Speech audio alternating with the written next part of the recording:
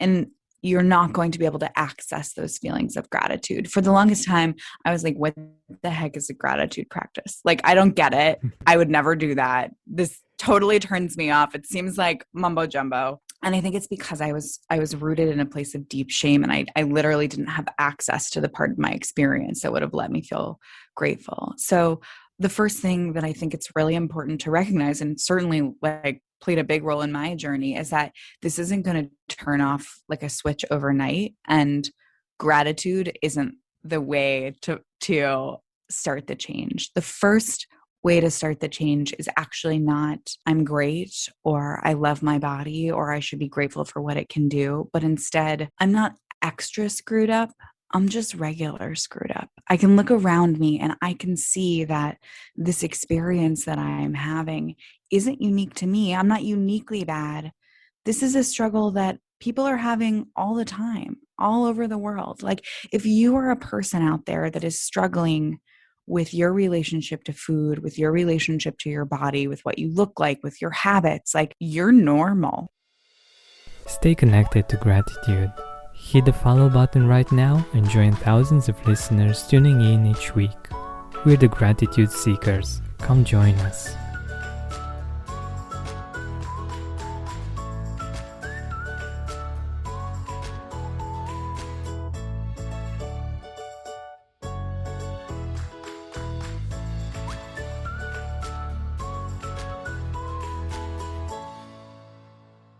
Hi, Gratitude Seeker.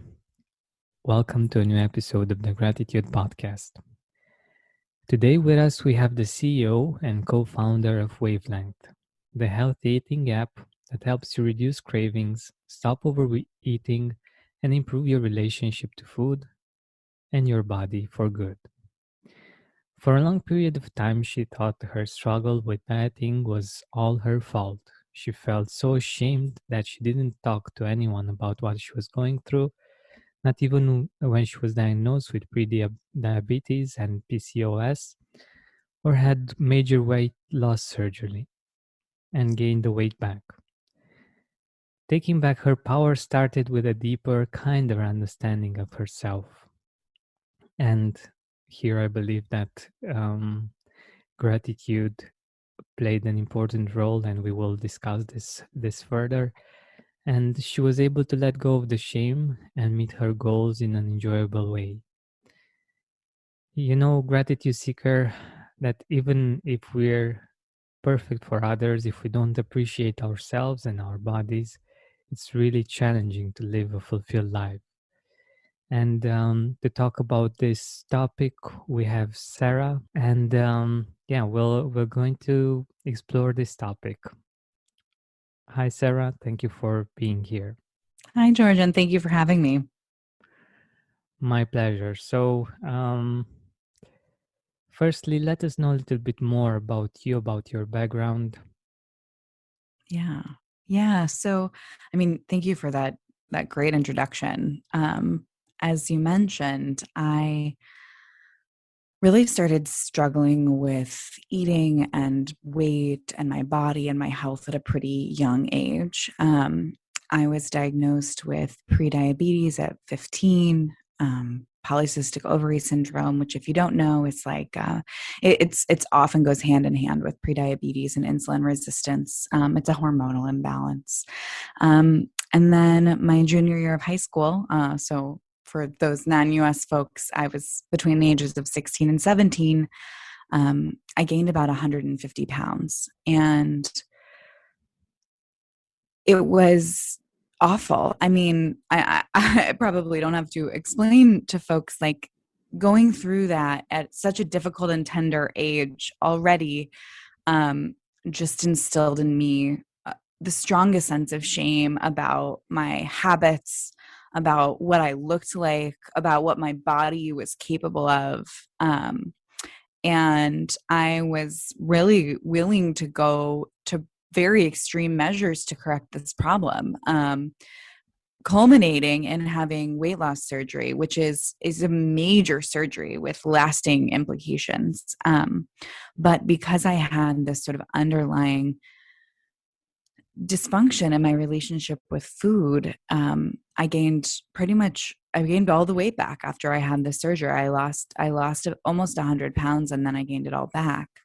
And my constant companion on this journey was just this deep sense of self-loathing, that there was some failing of character that kept me from being able to just like eat in moderation, which was the advice that I was getting from everyone around me. From doctors telling me to go on Weight Watchers and not understanding why I couldn't stick to it. I think my friends were sympathetic, but they did not understand what was happening to me.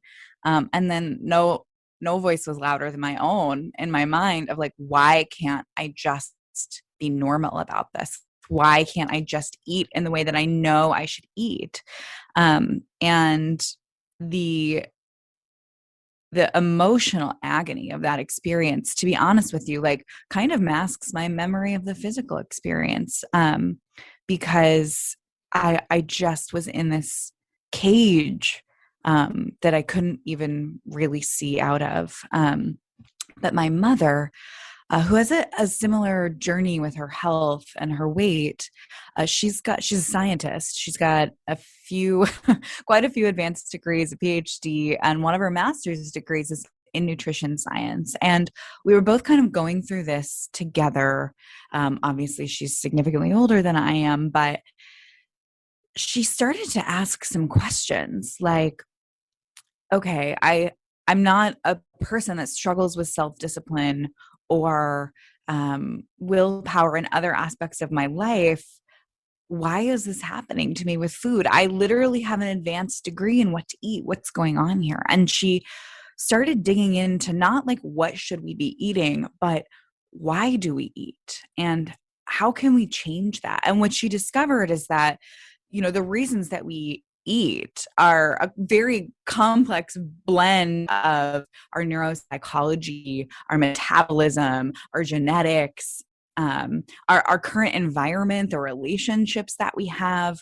And she really found that what was needed wasn't this like hard line approach to what to eat and when to eat and how much to eat, but instead you've really got to kind of heal the underlying causes of eating, whether it's from a metabolic perspective, or from an emotional one. And so out of that, I lost about 150 pounds. Gosh, Whoa. it's been about 12 years ago. My mom lost 170 pounds around the same time frame.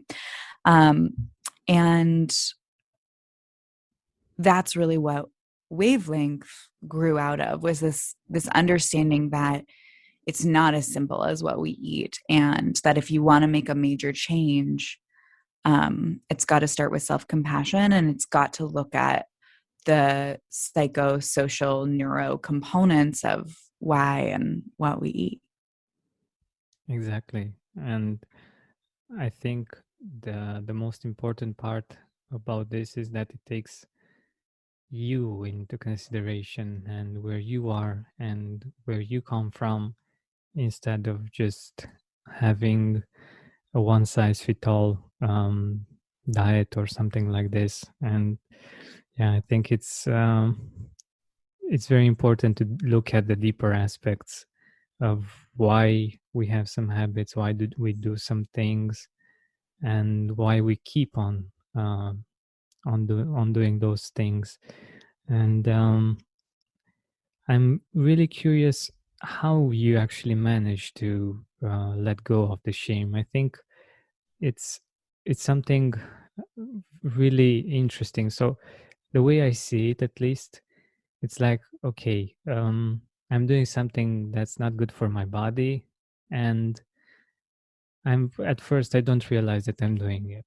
Afterwards, people might tell me, or I might realize at some point, but I still can't help myself. I'm still doing it, and I think, at least in part, that's how shame gets to be built up, right? Yeah. Yeah, absolutely.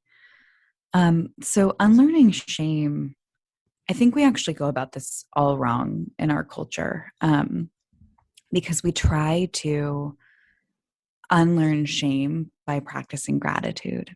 But in my experience, that doesn't work. um, because shame and gratitude can't coexist. You can look in the mirror and say affirmations. You can try to respect your body. You can intellectualize this process all day long. And at the end of the day, you're going to be left with this experience of shame. Um, and you're not going to be able to access those feelings of gratitude. For the longest time, I was like, what the heck is a gratitude practice? Like, I don't get it. I would never do that. This totally turns me off. It seems like mumbo jumbo. Um, and I think it's because I was rooted in a place of deep shame, and I literally didn't have access to the part of my experience that would have let me feel grateful. So the first thing that I think it's really important to recognize, and certainly like played a big role in my journey, is that this isn't going to turn off like a switch overnight, and gratitude isn't the way to start the change. The first way to start the change is actually not I'm great, or I love my body, or I should be grateful for what it can do. But instead, am I allowed to curse on this podcast? Not we don't usually do No. that, but Okay. You can cut that part out. Um, okay. but uh, I'm not.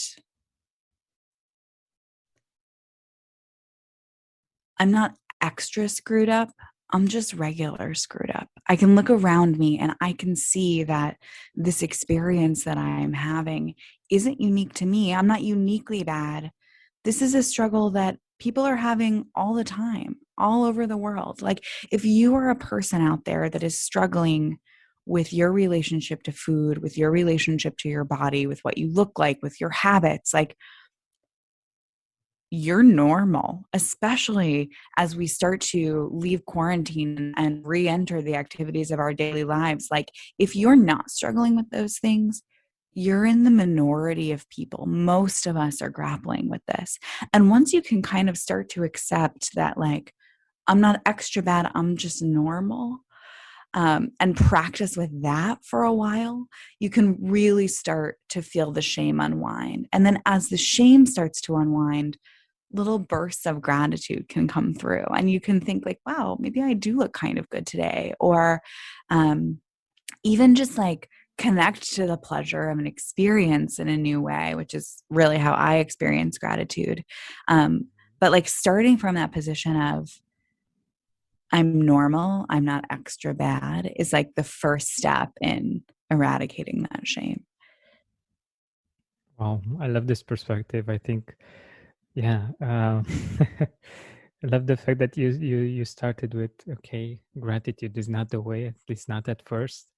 Um, and yeah, I think having this perspective, knowing that it's normal, knowing that other people are going through the same kind of experience, like I said in the beginning, even if we are perfect for others, if we don't see we're still struggling. And I've seen this, and I've talked with people on the podcast and off the podcast that for me they were like perfect, and still they didn't feel good about themselves at one point, at least, and it took some work to get them to appreciate themselves and their bodies.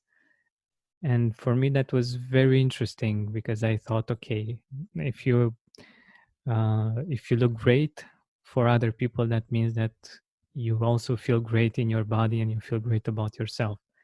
Well, it's not quite like that. And exactly as you mentioned, the people that are perfectly comfortable and perfectly happy with their situation, with their relationship with their bodies, are in the minority, and it's okay.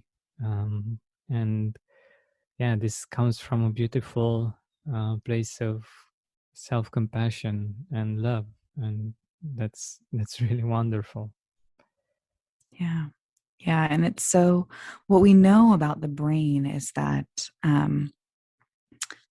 when the neurological processes associated with shame are taking place, they actually inhibit our ability to create new behavior. So, the more ashamed you are about your eating habits, the harder it's going to be for you to change them.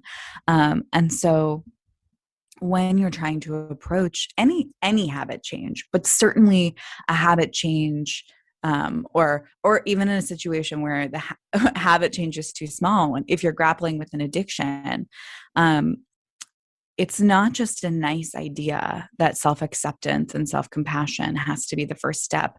It's a biological imperative. If we Mhm. cannot forgive ourselves, um, we really will struggle to move through it. And on an experiential level, you can really like feel this happening when the answer for why we do something, why do I overeat, why do I have this addiction, why can't I stop smoking, is rooted in shame. It really stifles curiosity. And so you hear this play out, like, why can't I stop eating? Why did I eat that entire pan of brownies? Well, because I suck, because I'm like a weak person. There's no room for further exploration there. But if you can flip that switch and say, I'm just a person operating under the conditions that all people are operating under. Why did I eat that pan of brownies? Then you might actually get an answer. Well, I had a really stressful day at work and they were there. Or actually, this happens every time I'm exposed to huge quantities of sugar.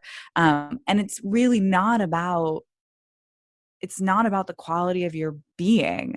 It's just about biology and sort of circumstance. And when you can start to tease that apart, you can start to change it. But shame really blocks our ability to see what's going on, because the answer to every question, every time we ask why, is just because I'm bad. Yeah, that that's such a great point. It's actually the way we speak with ourselves and the questions that we ask and the way we direct the focus of our brain. And like you Yeah. said, it has great power, but if we direct it towards, okay, why am I doing these things? It can give you answers, but it doesn't give you answers that are actually going to help you. Right. Exactly. So yeah, I love this perspective, and I think it's incredibly powerful to start with that, right? To start to ask different questions in those situations.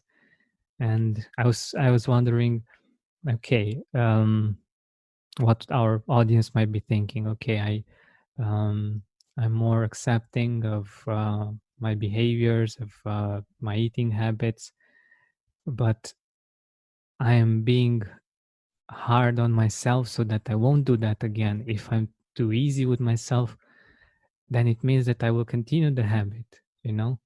Yeah. This is the question that comes up whenever we try to undertake compassion-based change, because we have this feeling that the shame is the only thing, the self-criticism is the only thing that's standing between me and the abyss, right? If I didn't hate my body, if I wasn't ashamed of my eating habits, like, wouldn't I just go off the rails? Isn't this something that I have to like really try to control? And like, those ideas are not going to go away overnight. We talk about guardrails and wavelength, and this is certainly like my experience. I was not ready to let go of my perceived guardrails at the jump. And so like, if you're a person that counts and tracks your food, if you're a person that um feels like self criticism is motivating to you, like, you can keep doing those things, and eventually they will stop feeling useful. But the truth of the matter is that you've had this narrative your entire life. Like, the first question I always ask is, well, how's it worked out so far? Like, is that self-criticism actually getting you where you want to go? And I've never heard yes. I've never heard, yeah, it's totally working. I'm completely in check. My behavior is exactly the way that I want it to be. And so often what I ask people to do is just approach this as a low stakes experiment. You don't have to think, I'm doing this the perfect way so that I will make the perfect change and be perfect. You can think, well, this might be nonsense, but I'm going to try it for a couple of weeks. What do I have to lose? If I hate it, I can stop. And what you'll find is that as you drop that self criticism, as you kind of move into a place of self acceptance, your capacity to make change really increases because you're no longer experiencing this cycle of I'm going hard, I'm making all the rules, and then I can't stick to them because of X, Y, Z reason. I fall off the wagon. I hate myself. I spiral out of control, rinse and repeat. Instead, you're like, oh, that was interesting information. How can I incorporate this into what happens next time? And progress feels really fast. You start to feel a lot better, right? Like that inner critic gets quiet and you're having a lot better time. And all of a sudden, things that were not possible for you before are happening because you're not kind of trapped in this unproductive cycle of strict rules, failure, shame, binge. Yeah, exactly. And I think we owe it to ourselves to at least try it, to at least see what happens, to test it out, because this will stay with us if we're not open to just being playful and try it. This will stay with us for all of our lives. So we won't be missing something if we give it a go for a Mm-hmm. while, and it can lead to a different kind of life because Yeah. the things that are happening inside of us actually um, make us see our life in a certain way. So I believe that's quite important. And on this note, I am very curious on how was your experience with gratitude after you managed to overcome this part to let go of the shame. Yeah. It was a long, slow journey for me because what I found was that my shame didn't like let go all at once. It let go in different places at different times. And then it would rear its head again because it's like anything. We learn it over time and it takes time to unlearn it. It's a habit. And I had to get to a place where I wasn't in shame most of the time before that gratitude could start to creep in. And it took me, I actually really remember the very first time I experienced it and realized that what I was experiencing was gratitude. And it didn't sound like, thank you for this, thank you for that. I was on a run in the woods, and all of a sudden I was like, oh my gosh, trees. Like, what is happening here? Look at these trees. It's so crazy that I'm here. I'm alive. These trees are here. They're alive. In all of history, in all of the universe, this is happening right now. And I just had this like I felt like this mundane activity. I was not looking for it, and gratitude showed up for me in the biggest way. And I realized that for me, gratitude isn't going to sound like thank you. And maybe it will be eventually. Maybe that's later in my journey. But for me, gratitude sounds like wow, wow. Mm, Um, I can't believe I get to experience this. And one thing that I think really gets missed in the way that we talk about health and wellness right now, although it has been present at other points in history, is how important pleasure is for health. And for me, all of a sudden, I was like, wow, food. Wow, bodies. This is amazing. The improbability of it all is spectacular. And um, and that's how it shows up for me now. And I think if you're a person that struggles with gratitude and you're like me and thank you isn't hitting home, look for wow. Um, because that once I realized that I was experiencing gratitude, a whole world of things to be grateful for opened up to me. Um, yeah. That's amazing. I always love when people are creative and somehow out of the box with this. It's even in the gratitude journals. It's not a must to do it in the way most people do it. I'm grateful for or something like this. It can be like you just shared with us that moment in the woods. Even if you didn't say thank you, it's clear for all of us that it was gratitude and that you Yeah. were grateful for that. And Yeah. I love this example, and I think it's so powerful because yeah, we get to experience gratitude, and it doesn't have to be in a certain way, and that's the beauty of it. And when you mention wow food, I was thinking, um, actually feeling how my body feels when I'm thinking about the food and I'm thinking, wow, food, that it's flowing like inside of my body. It's a Mm, flow. When I'm thinking about shame, I'm feeling like it's stuck somehow. mm-hmm. You know, I Yeah. don't know if it makes sense. It makes perfect sense to me. Um, and I think my experience mirrors that too. The shame feels closed down. Um, Hmm. and when I think wow or thank you, I still, you know what, honestly, even saying it now, I can't really access thank you. I think probably this will come later as my practice develops, but I just feel it move through my body and I feel very connected to you and this conversation and everything. And I want to flag that like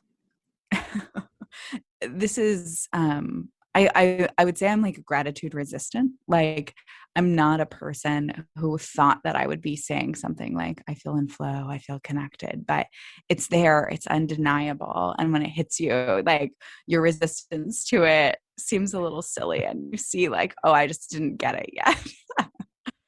Yeah, exactly. Once you experience it, it makes so much sense, and Mm, you feel it in your body, you experience it, and um, yeah, it's something different. And yeah, it's one of the reasons why I started the podcast, because I wanted to help as many people to experience the sense of gratitude, the sense of flow, because it's really something amazing that we have access to, and that actually makes our life much easier and much more fulfilled. So yeah, I really love your perspective on this, and I think it's really nice to have it so simple and to not complicate it with certain words or so, but just let it be somehow, and mm, um, appreciate the experience, and yeah, just just be with it. I think yeah, it's such a wonderful idea, and I'm really happy that it's actually proven, basically yeah, scientifically, that it's helpful for us, and yeah, it improves not just our eating habits, but also um, what we appreciate about ourselves. And on this note, I'm really curious if you want to share with us like a story when you felt like something like, whoa, Sarah, mm, looking in the mirror or something. mm.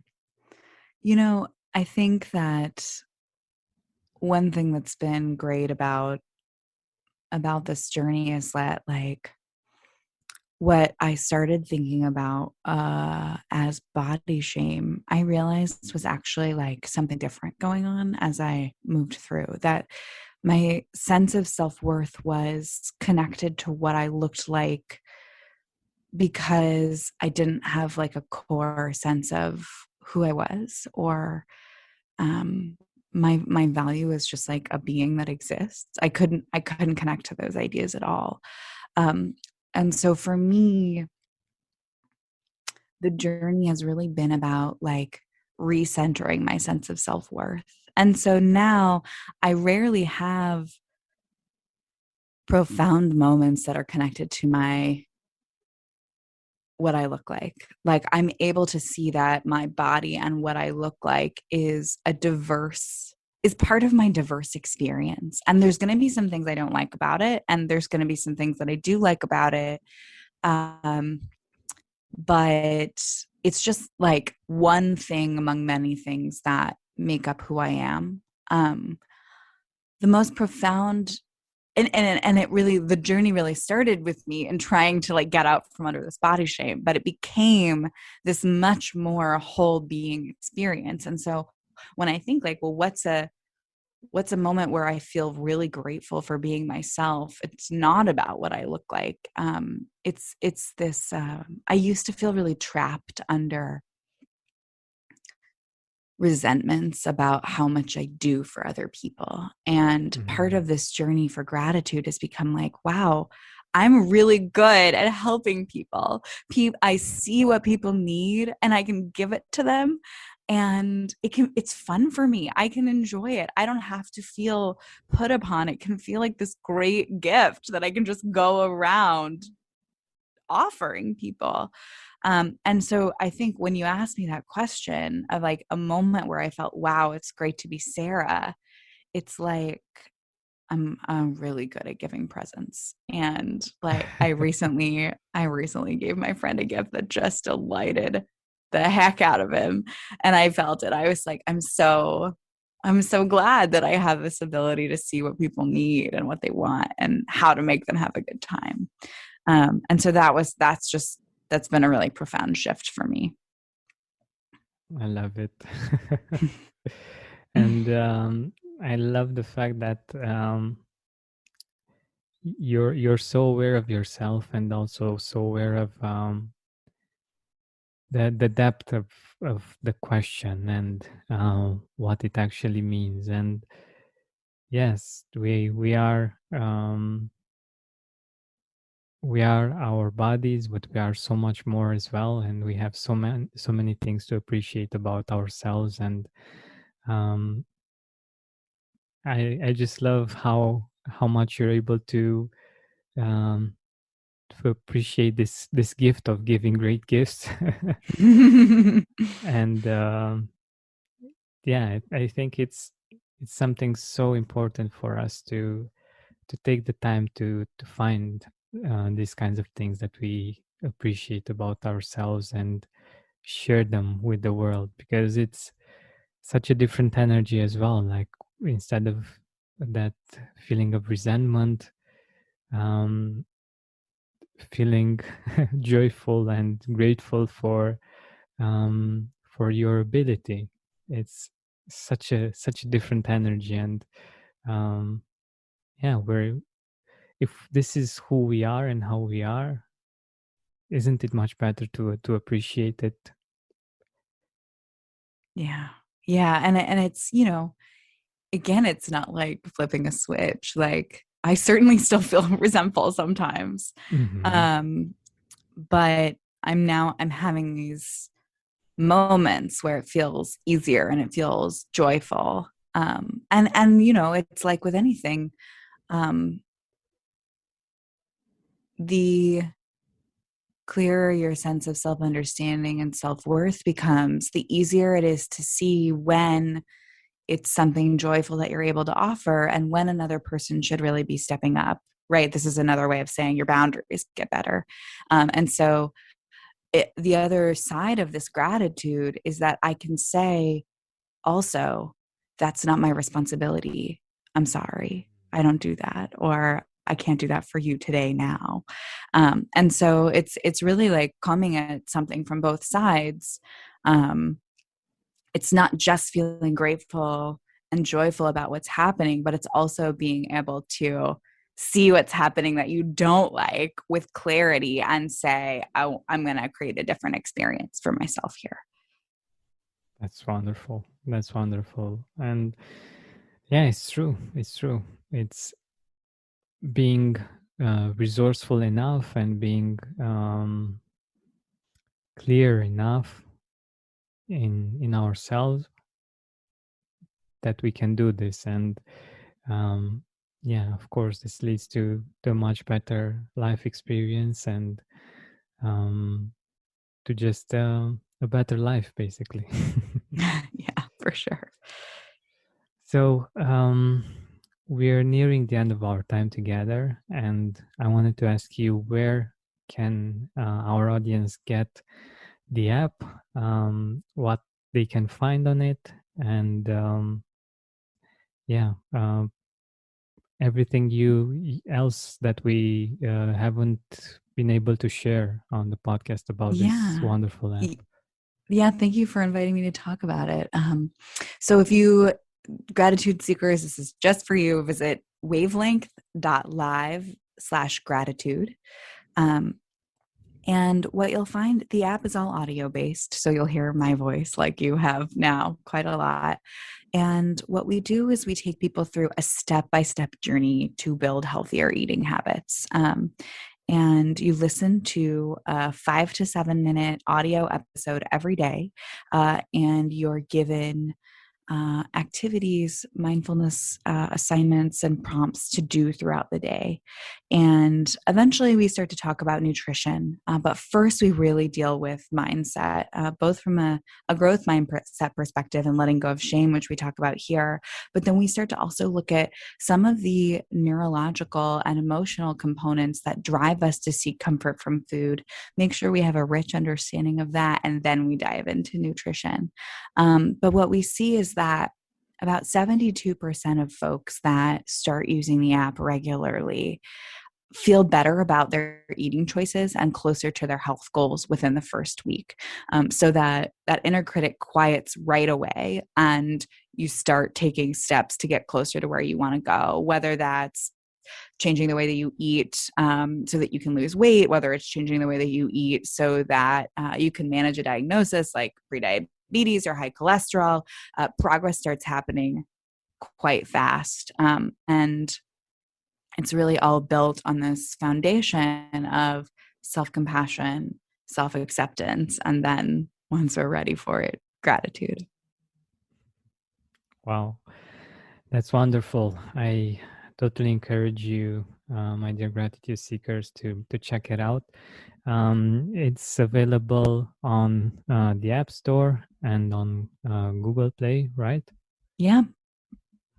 Perfect. So if you're on an iPhone or on a Google device, you can access it and enjoy the process. I think it's something wonderful that Sarah was generous enough to create and to put out there.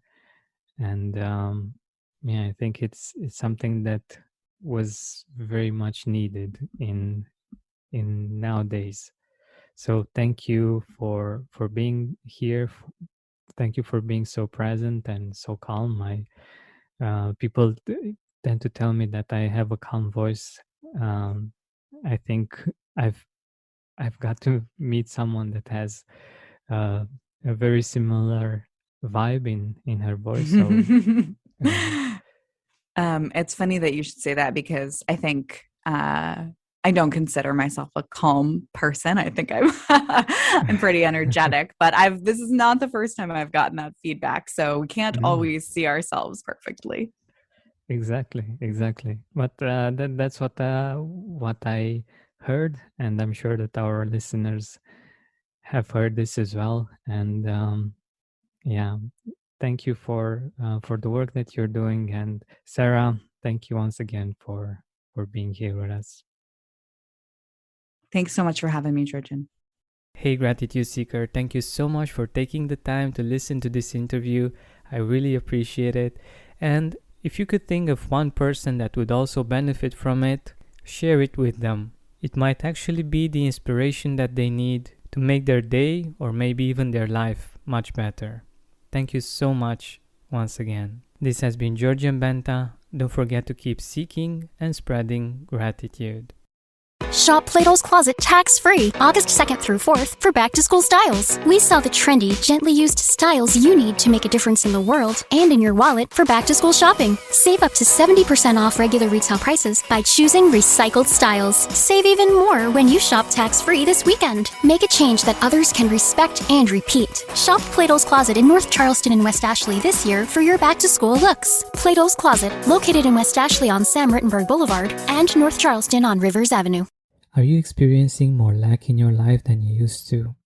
Unfortunately, some things are not in our control, but we can control how we see them. Join me on a 7-week journey from lack to abundance through gratitude. Go to georgianbenta.com/abundance course. That's georgianbenta.com/abundance course to join me now.